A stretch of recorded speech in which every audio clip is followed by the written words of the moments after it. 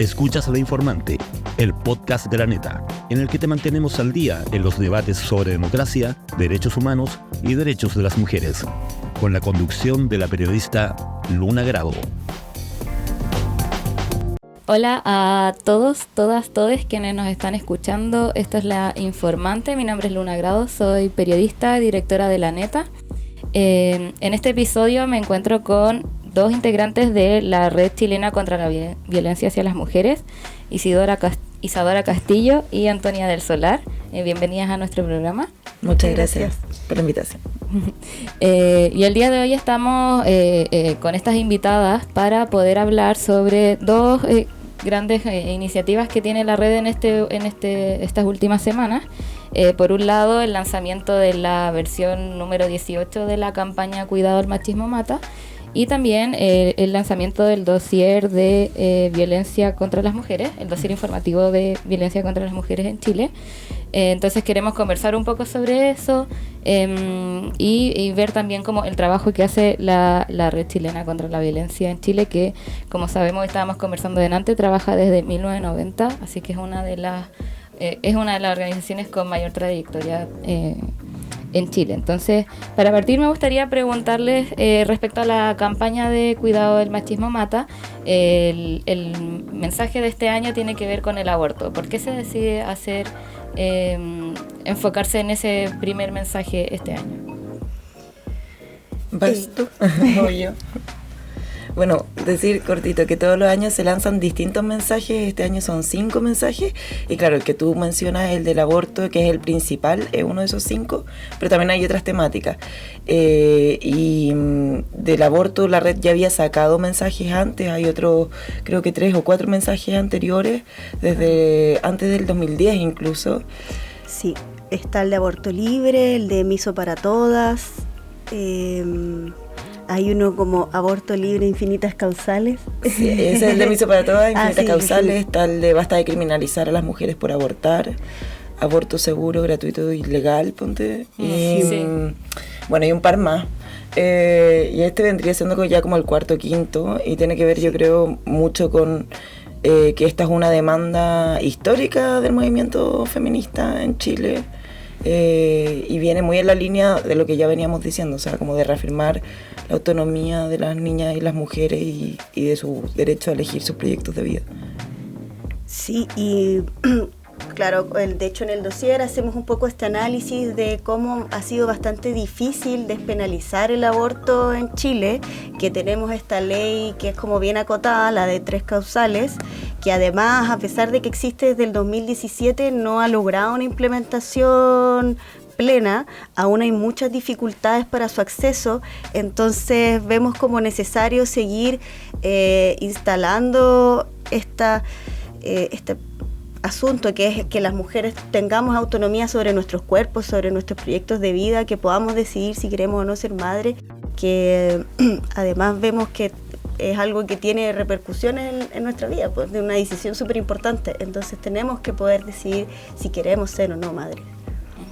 Claro, y además, ahí solamente para cerrar, como bien sabemos que en las últimas encuestas el aborto en cualquier situación tiene hoy día una aprobación mucho mayor que antes, o sea, también hay una demanda de parte de la sociedad que es más allá de las mujeres, o sea, yo creo que habla un poco como de la sociedad en su conjunto, aunque lo que a nosotros nos interesa realmente a la mujer y a las niñas, pero bueno, más allá de eso, que yo creo que hemos ido avanzando en comprender que obviamente tenemos todo el derecho a decidir qué queremos hacer. Y ahí el objetivo de la campaña es como mantener esa conversación abierta, o que llegue, por ejemplo, a los tomadores de decisión. ¿Cuál es el objetivo? ¿O simplemente dar a conocer que está una demanda que sigue vigente? Bueno, la campaña siempre ha tenido como objetivo hablarle a las mujeres y a las niñas, y el poder generar, como ir mostrando distintas manifestaciones de violencia que vivimos y hacer conexiones. O sea, parte un poco instalando femicidio y violencia sexual y haciendo esa relación, así bastante simple en el 2007. Obviamente eso con los años, ya vamos para los 20 años de la campaña, se ha ido complejizando con el tiempo, y como mencionaba Antonia antes, el aborto ha sido un tema que recurrentemente ha aparecido, que quizás ahora como que se vuelve a abrir a propósito de la contingencia nacional, pero que trasciende mucho más. Esto es una demanda histórica del movimiento feminista, lo podemos rastrear incluso a los primeros documentos del MEMCH del 30, entonces siempre ha estado presente como una necesidad de las mujeres. Y creemos que volver a instalarlo nunca está de más. O sea, 100 años hablando de aborto. Exactamente. Claro. El movimiento Mujer en Chile. Sí.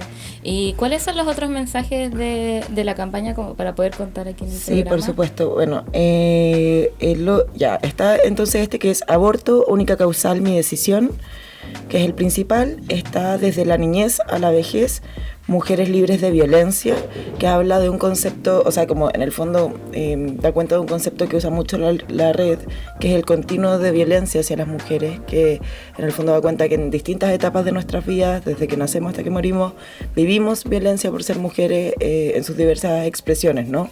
Y que no todas vamos a vivir las mismas, pero que sí las vamos a ver presentes en todo nuestro ciclo vital. Entonces la vuelvo a repetir, desde la niñez a la vejez, mujeres libres de violencia, feministas contra el genocidio, no más ocupación colonial, porque creemos que no podemos mirar lo que está pasando hoy día contra Palestina, de parte del Estado de Israel, ¿no?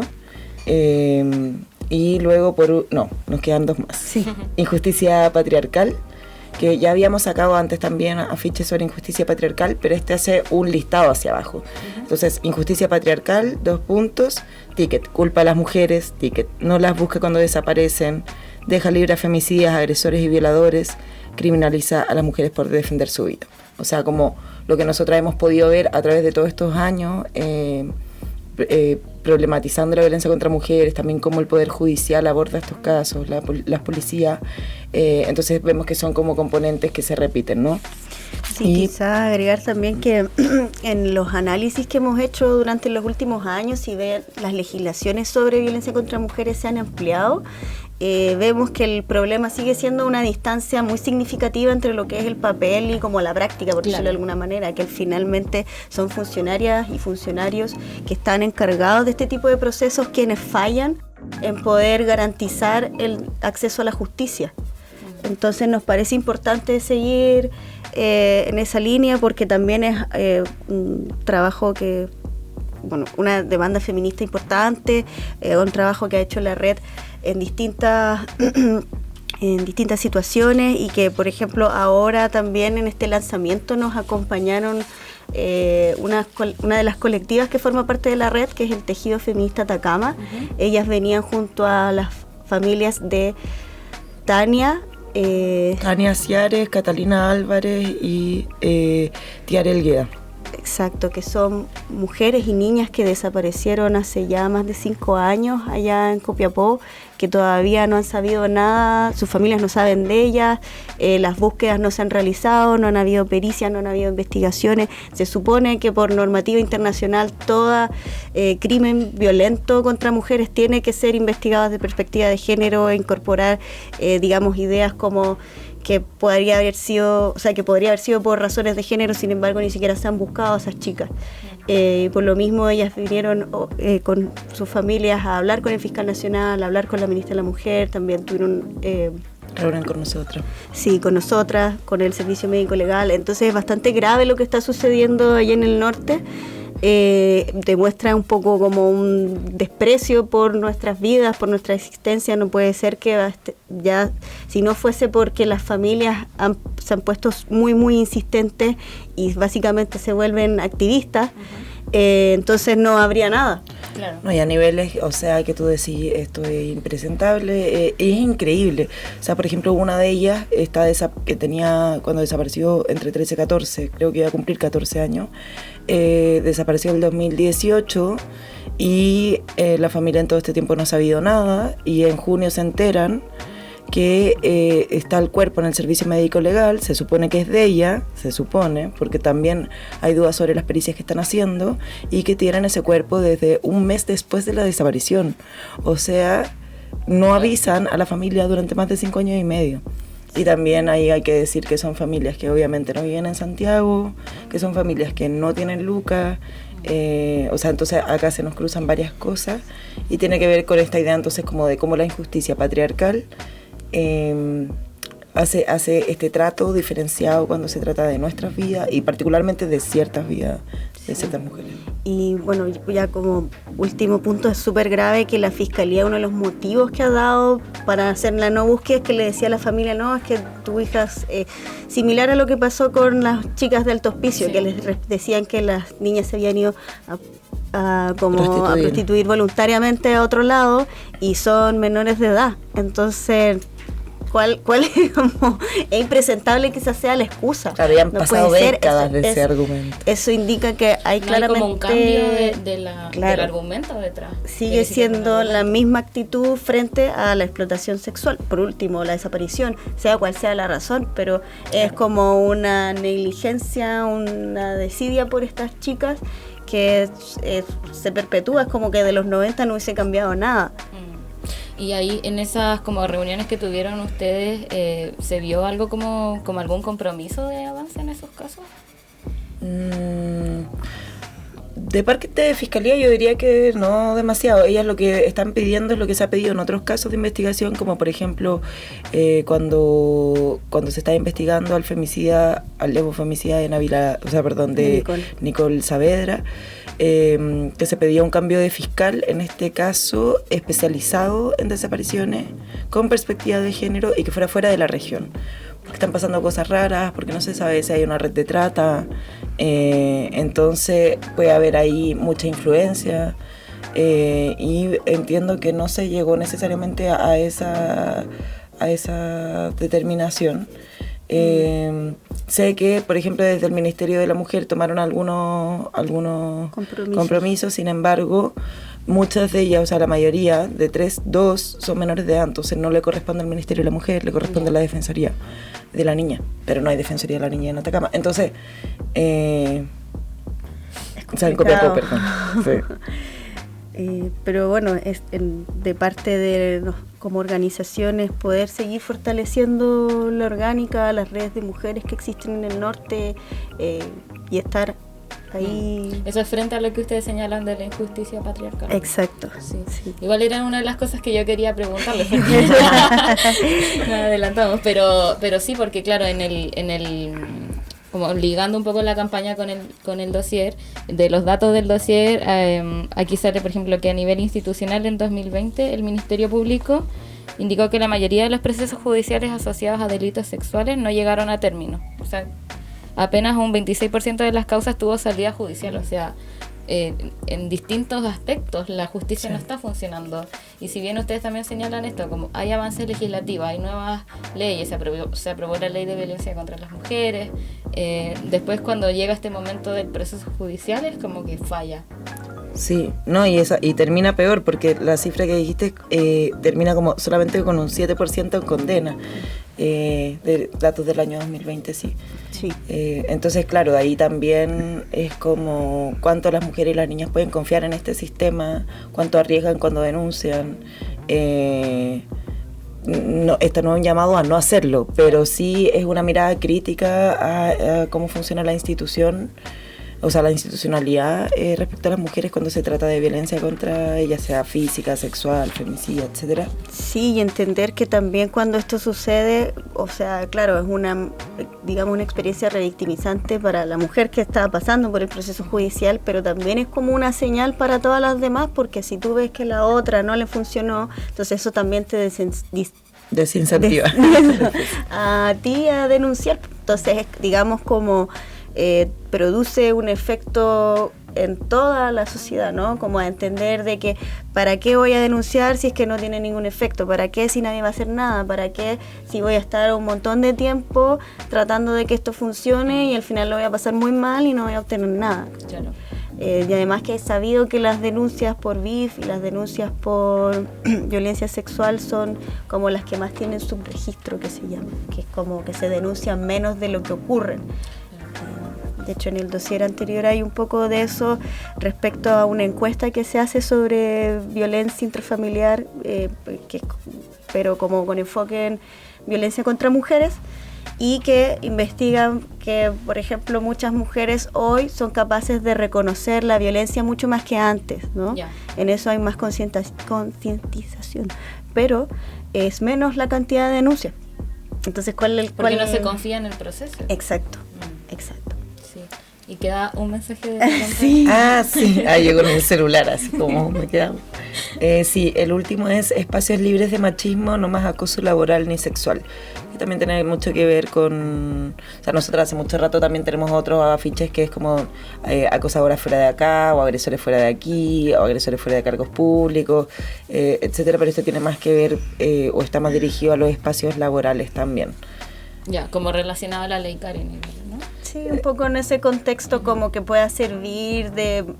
También pensamos en que la campaña es un material de activismo súper importante para mujeres, organizaciones. Entonces a veces también los pensamos con esos fines, como que sirva para, por ejemplo, ponerlo en la oficina, para utilizarlo en caso de que se requiera como alguna acción.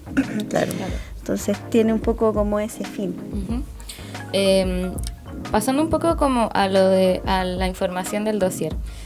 Ustedes señalan que el 2023 ustedes registran 51 femicidios. Y algo que señalan también, aparte de ese dato muy lamentable, es que hace falta un actuar más eficiente del Estado en prevenir y sancionar estos femicidios. Como, ¿en qué acciones concretas hace falta avanzar en ese ámbito? Ya bien, es que ahí hay dos cosas. La primera es como en el sentido de denuncia y sanción, que es que a pesar de que está el registro de femicidios de la red chilena existe hace muchos años, desde el 2010 es que está la ley de femicidio. Entonces la red lo que hacía, sobre todo en el dossier, era como mostrar ya, como esa ley se centraba mucho solo en la pareja, entonces te mostraba cuáles eran los femicidios que no se estaban contemplando producto de esta legislación. Ya, por ahí después se supone que con ley Gabriela esto se amplió, claro, que debería haber mejorado. Sin embargo, vemos que sigue habiendo esta distancia. Entonces ahí es lo que yo te decía antes, que se sigue viendo esta distancia entre lo que es la ley y lo que hace el sistema judicial en la práctica. Eso por un lado. Luego, cuando hablamos de prevención y de promoción de vidas libres de violencia para las mujeres y las niñas, ese es otro carril, que es cuando tú observas, digamos, la ocurrencia de crímenes. Digo este tipo porque es lo que se puede medir, ¿no? También es un poco difícil en algún punto cuantificar la violencia, que es más simbólica, pero este tipo de crímenes que son como más graves hacia mujeres, ves que hay un continuo en todos los años. Si tú miras la cantidad de femicidios que se produjeron en 2010 y ves hasta el 2023, siempre está entre los 40 a 55 femicidios al año.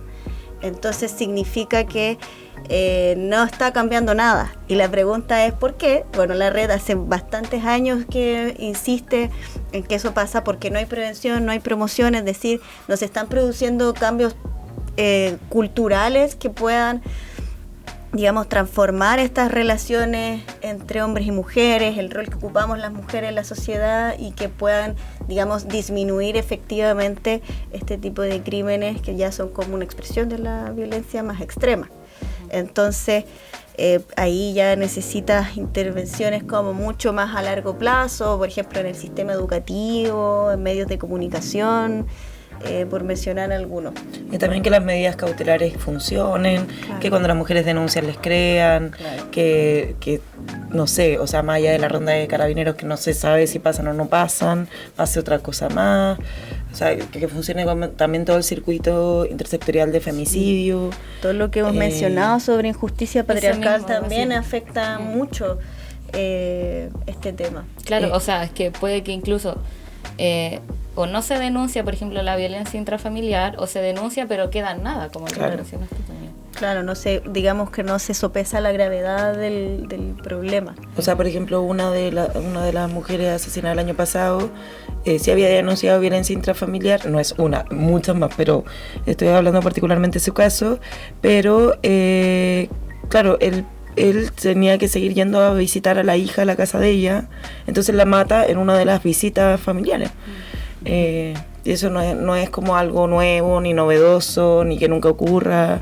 Entonces también cómo comprende este sistema la violencia contra mujeres, porque piensa que un agresor de mujeres puede seguir siendo un buen padre, cómo las mujeres pueden resguardarse en esas situaciones.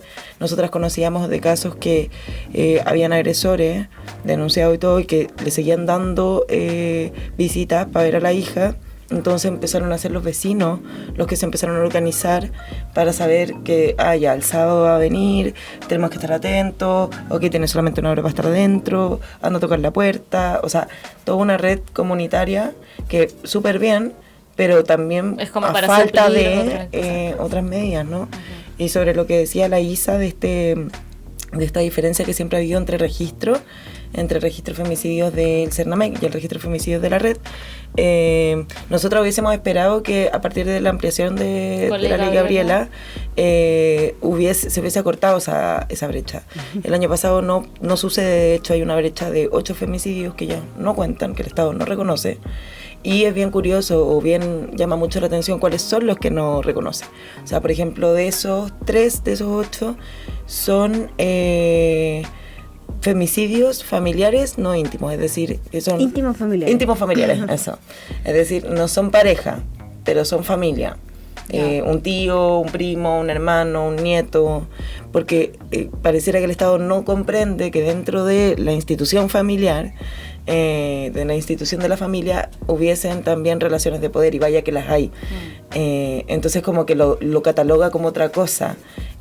También sucede lo mismo, no consideran, por ejemplo, el único transfemicidio que hay el año pasado, no lo consideran cuando la ley Gabriela establece que también se van a considerar los femicidios a personas, mujeres y mujeres trans, si es que tiene que ver con su expresión de género.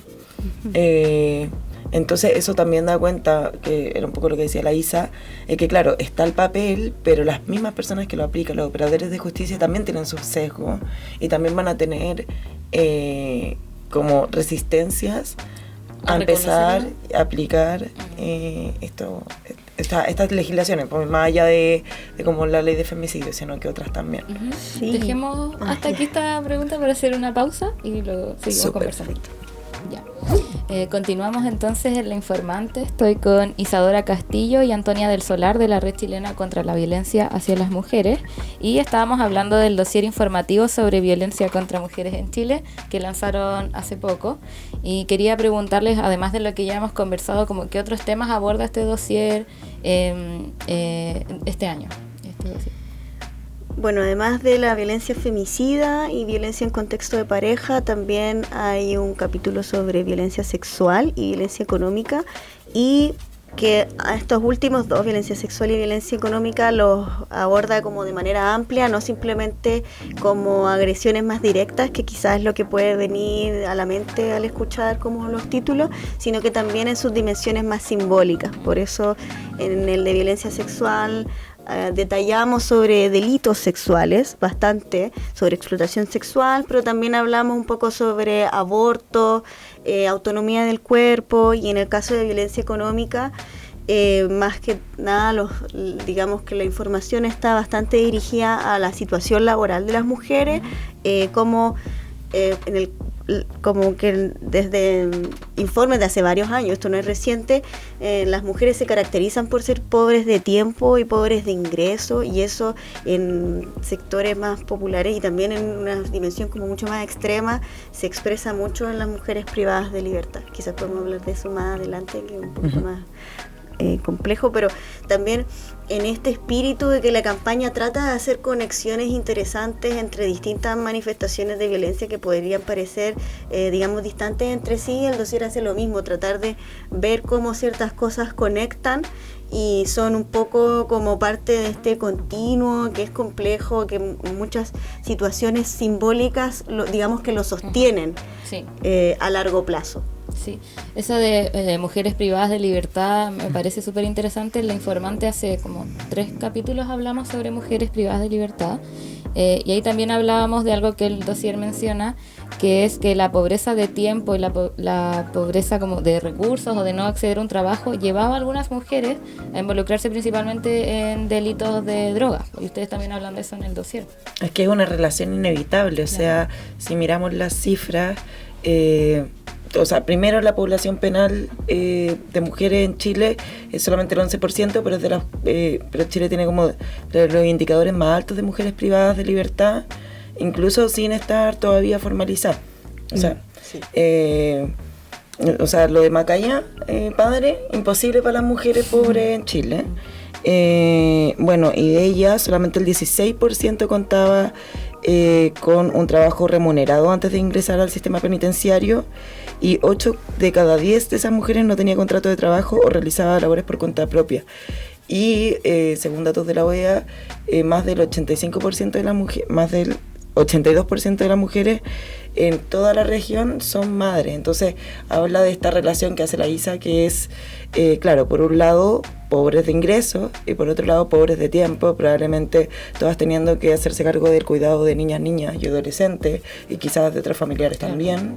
Se da cuenta que en la mayoría de los casos, o sea, el 70%, tiene que ver con microtráfico. Entonces, que también tiene una característica bien particular, que son en el fondo sus lugares en la cadena del narco, un lugar que no es decisivo y que más bien lo que les permite entrar y salir de este rol de cuidadora, de trabajadora. Entonces, claro, es como inevitable no mirar eso en detalle, ¿no? Y si también hacemos una relación con lo que hablábamos al principio sobre aborto, vemos que la maternidad como asunto marca la vida de las mujeres, lo que yo te decía. Entonces ahí vemos cómo la autonomía de decidir puede también tener una gran injerencia en los proyectos de vida de las mujeres, como qué hago yo, como quién soy, a qué me dedico y qué puedo hacer, ¿no? Como cuáles son las condiciones de la maternidad también en Chile.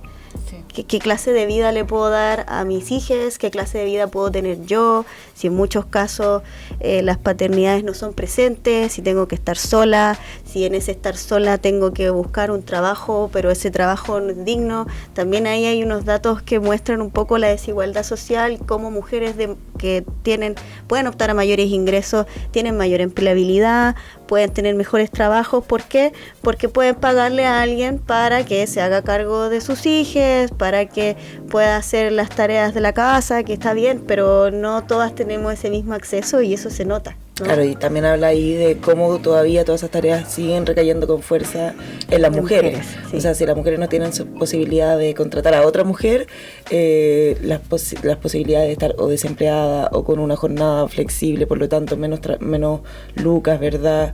O teniendo que optar por estos trabajos que son del todo irregulares, o sea, es como que viene dado, ¿no? Claro. Y son cuestiones que particularmente nos tenemos que enfrentar. O sea, lo que decía la Isa respecto al desempleo femenino es súper evidente. O sea, por ejemplo, en los quintiles de menores ingresos, el desempleo es de un 26,5% en las mujeres, mientras que las mujeres de ingresos más altos llega solo a un 3%.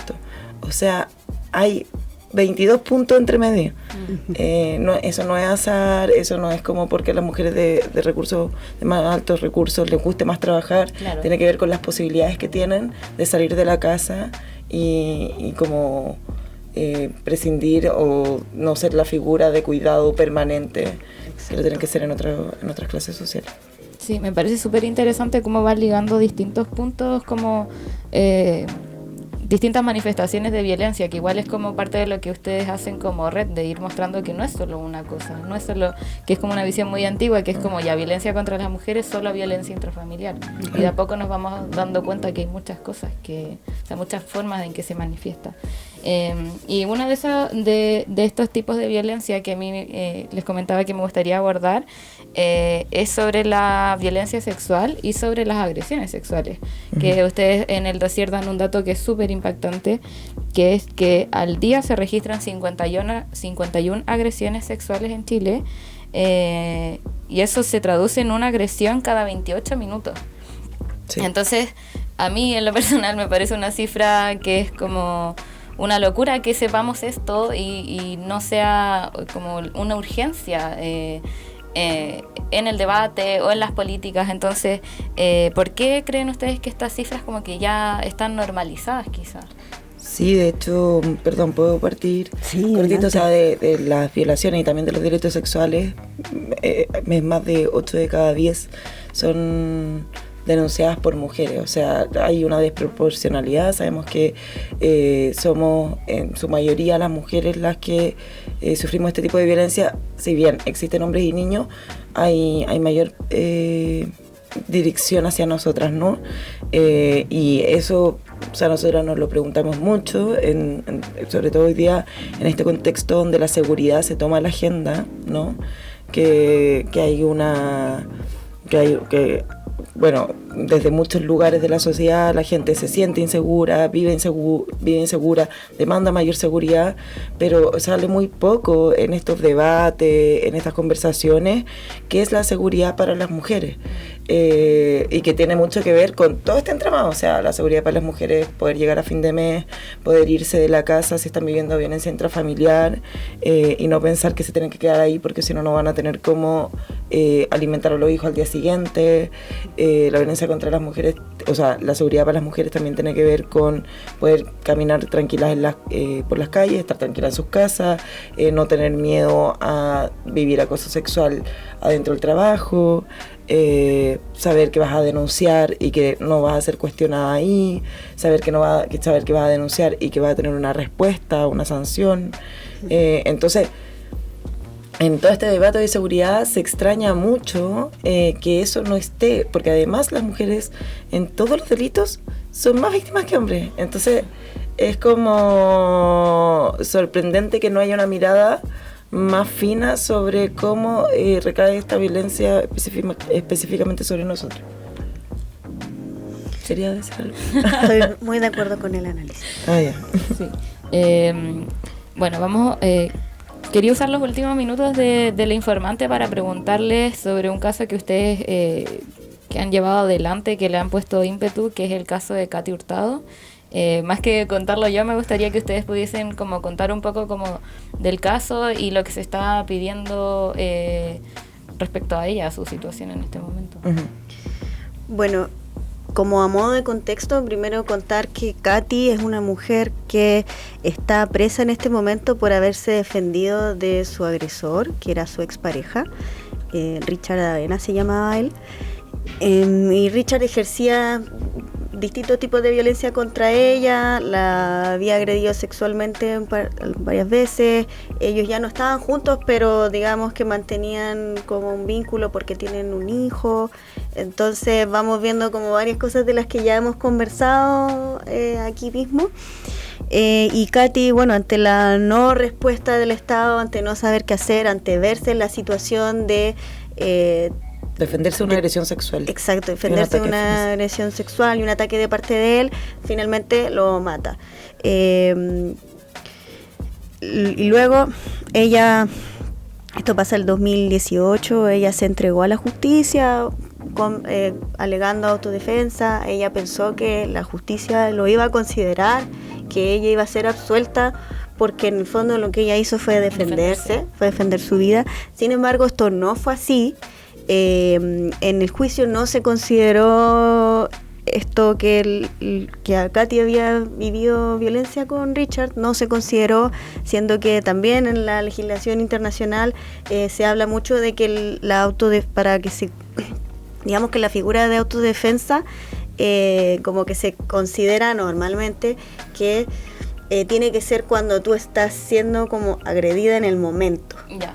Pero en el caso de mujeres que son víctimas de violencia, eso no necesariamente es así, porque digamos que la respuesta, el poder defenderse, no siempre se da de la misma forma que en otro contexto, porque en el fondo es como la relación con esta persona, la violencia que ha ejercido históricamente contra ti, el estado de alerta. Entonces, claro, como que en el fondo el juicio lo que dice es que como que la Katy no es autodefensa, sino que simplemente como lo mató y Entonces, por esa razón, ella le dieron 20 años de cárcel, lo cual ya es un poco excesivo si lo comparamos con otros, digamos, con otros crímenes similares. Se nota ahí que hay como un castigo desmedido hacia ella, no escuchar su testimonio. En el juicio no se consideró también el testimonio de su hijo, que y de muchos, habían al menos 8 o 9 testigos que daban, digamos, prueba de la violencia que ella había vivido. Nada de eso se consideró. Luego la Katy, digamos que fue el proceso de la Corte de Apelaciones, después de este primer juicio, se lo rechazaron. Entonces, digamos que un poco ahí la red empieza a vincularse con Katy. Y actualmente lo que está esta situación es en la exigencia de justicia en las cortes internacionales, ya que aquí no hay mucho más que hacer, pero en el fondo denunciar que esto es una vulneración a sus derechos humanos, porque el Estado no la protegió cuando debía hacerlo, y cuando ella, digamos, tuvo que tomar justicia por su propia mano, la castiga. Y ahí, bueno, otra cosa que nombrar, Katy fue violada adentro de la cárcel por gendarmes, y solamente fue cambiada de región, ¿no? Y eso no es como que ella lo pensó, que se lo imaginó. O sea, hay pruebas biológicas, hay una jueza que la mandó a hacerse las pruebas porque la vio cómo llegó.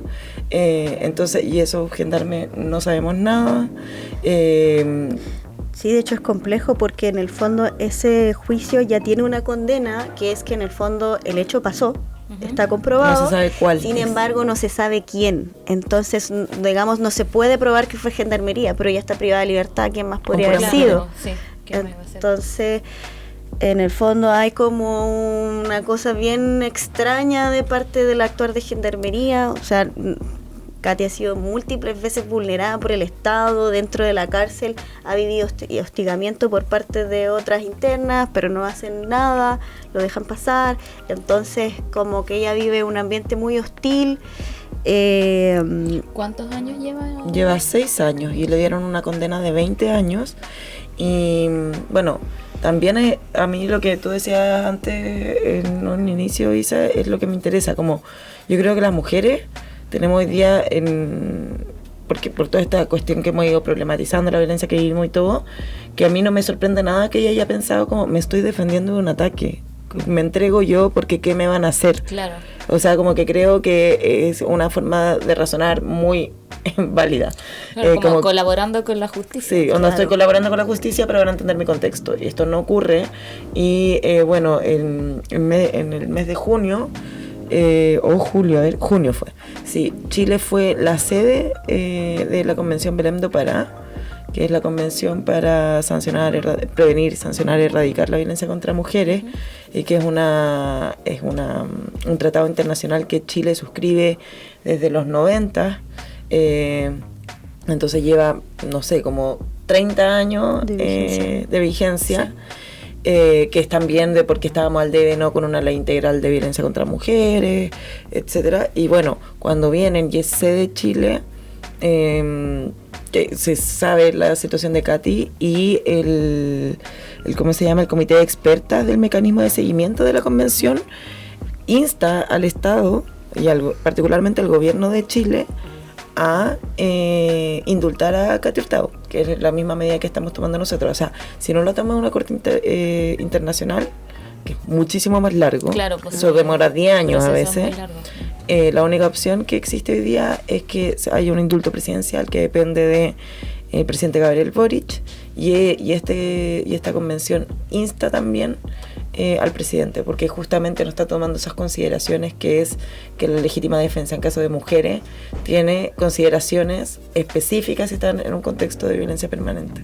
Y respecto a esa solicitud de indulto presidencial, ¿no hay información, no hay algo que diga esto va a pasar, no va a pasar? Porque es que digamos que nosotras hemos hecho todas las gestiones, porque es como que digamos que Gendarmería tiene que hacer un informe, después tiene que pasar al ministro de Justicia. Eso por un lado, pero en realidad el presidente podría hacerlo en cualquier momento, porque es su facultad. Y están bien avisados. O sea, se han usado todas. Se han usado... Está avisado. Se han usado todas las vías usando su propia posible. Frase. Bueno, en algún momento también hemos hecho acciones públicas, pensando en que, claro, como que el presidente no sabemos qué espera, pero dilata la situación, y Katy está presa, es ella la que está presa todos los días, entonces mientras él espera no sé qué. O sea, nosotras pensábamos, mientras aquí había fiebre panamericana, Katy estaba presa. Mientras había una pandemia, Katy estaba presa. Mientras hubo cambio de gobierno, Katy estaba presa. Y justamente por defenderse. Entonces, ¿cuál es la señal a las mujeres y a las niñas? O sea, que se supone que está todo como el Estado te va a dejar sola.